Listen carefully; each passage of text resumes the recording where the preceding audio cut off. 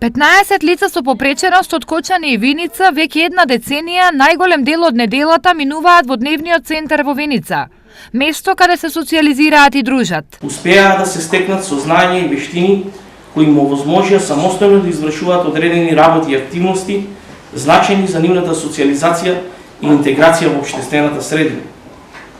Проектот за отварање на дневни центри во речиси сите градови во Република Македонија, кој се реализира веќе 15 години, се покажа како најсоодветен облик на заштита и згрижување на лицата со интелектуална и телесна попреченост. Овие лица се почесто се вклучуваат во проекти, активности и спортски настани, со цел успешна социјализација.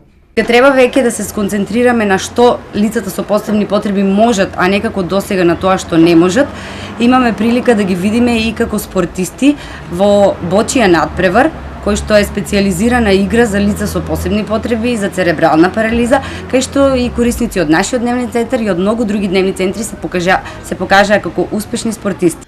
Придонес за реализирање на активности изминатиот период даде и Винички МАК Прогрес, чија намера е сите компании да покажуваат поголема општествена одговорност. Се надеваме дека проектот ќе биде стимул за приватниот сектор да се инвестира, да се донира средства на дневните центри за да се продолжуваат вакви активности, вакви социјални активности. Поддршка во иднина вети и градоначалникот Димитров. Во иднина општина Виница ќе помага на овие лица, на сите здруженија кои што се бават со оваа дејност. Значи во буџетот за 2018 година се предвидени средства за помош на лицата со пречки во развојот.